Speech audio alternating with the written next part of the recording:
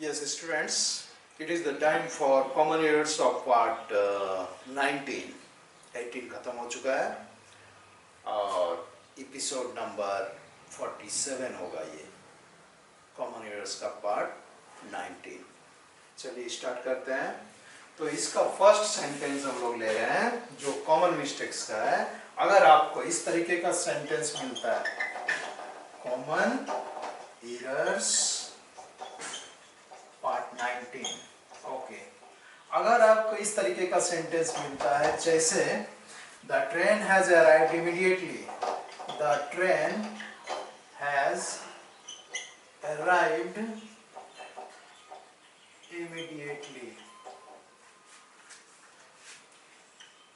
Okay. अभी अभी तुरंत ट्रेन आई है, तो यहां पर आप याद रखेंगे ये इमीडिएटली नहीं होगा, जस्ट नाउ, ये आप कर देंगे इसको, तो हो जाएगा सेंटेंस आपका the train has arrived just now, हो गया। इमीडिएटली यहां पे यूज नहीं होगा। सेकेंड सेंटेंस आपका एक है I have been working, I have been working, I have been working here since 6 days. I have been working here since 6 days. यहाँ पे आपको समझने वाली चीज ये है कि यूज since और for का यूज कहाँ होता है।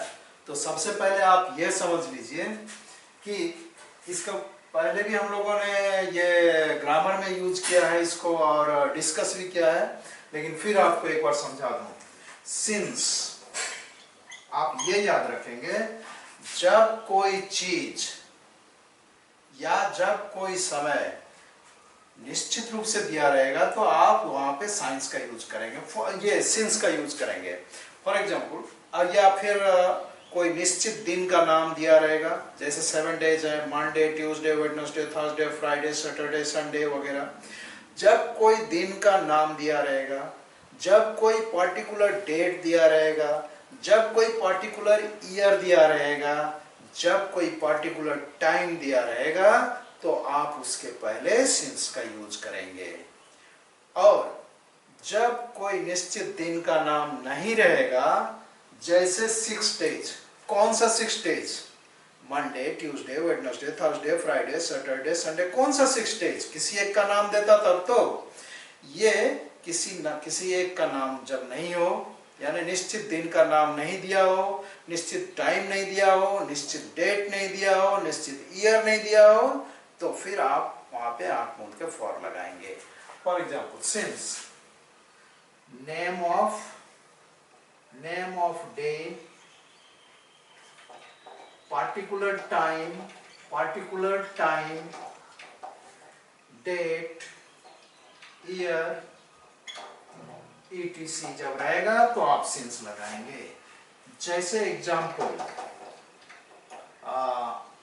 at 4 PM, पर्टिकुलर टाइम हुआ ऑन मंडे, ये दिन का नाम हुआ, सिंस लगेगा। पर्टिकुलर टाइम दिया हुआ है, सिंस लगेगा। डेट 15 या 16 जून, ये डेट दिया हुआ है पर्टिकुलर, सिंस लगेगा। 2019 ईयर दिया हुआ है तो सिंस लगेगा। जब ये पर्टिकुलर चीज नहीं दिया रहेगा तो आप फॉर लगाएंगे। फॉर का यूज कहाँ होगा? जब जैसे 5 डेज, कौन सा 5 डेज हमको नहीं मालूम है। At evening, EVENING, at evening, कौन सा इवनिंग का टाइम हमको नहीं मालूम है। Morning, similarly morning, long ago वगैरह ये सब दिया रहेगा तो फिर आप या 10 इयर्स, कौन सा 10 इयर्स आपको नहीं दिया हुआ है तो आप फॉर लगाएंगे। तो जब कोई निश्चित दिन का नाम, टाइम ये सब नहीं दिया रहेगा तो फिर आप फॉर लगाएंगे। जैसे यहाँ पे आपको बोल रहा है सिंस 6 डेज, कौन सा 6 डेज? हमको नहीं मालूम। तो इसमें हम लोग एक दो एग्जाम्पल देख लेंगे। जैसे पहले तो इसको आपको बना लें। I have been working here, हो जाएगा सिंस के बदले फॉर 6 days। अच्छा, इसी का एक दूसरा सेंटेंस आप देख लीजिए। My brother is doing his homework. My brother is doing his homework for 9 AM। तो आप बताओ यहाँ पे क्या लगेगा? पर्टिकुलर टाइम दिया हुआ है 9, तो फॉर का सवाल ही नहीं होता है, यह हो जाएगा सिंस। तो my brother is doing his homework since 9 AM। Okay, यहाँ पे सिंस का टाइम सिंस का लग जाएगा।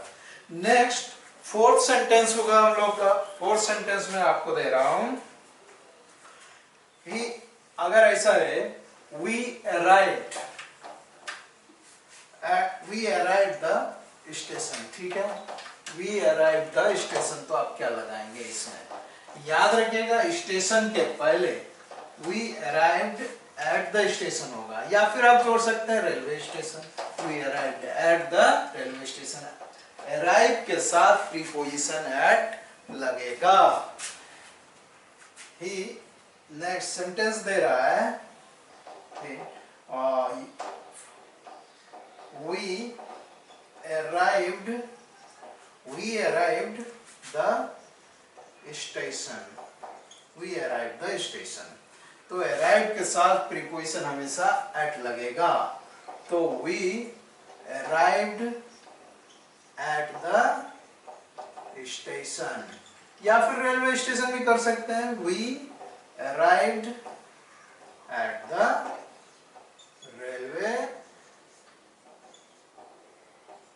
Railway station.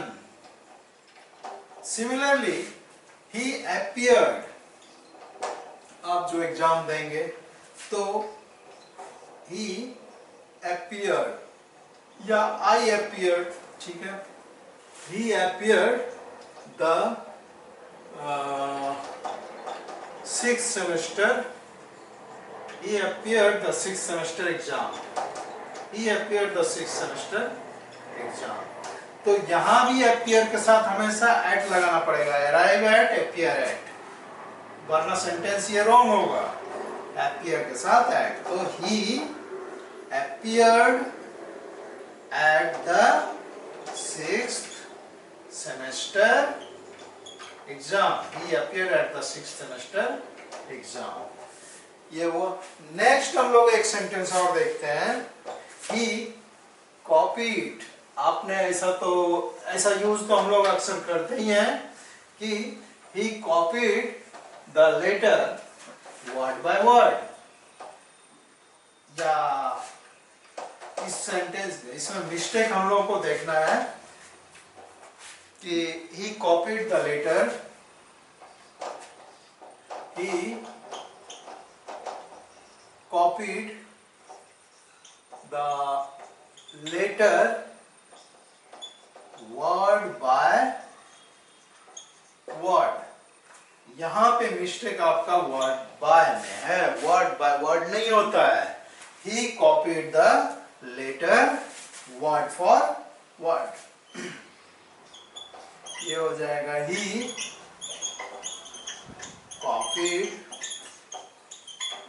copied the letter word for word,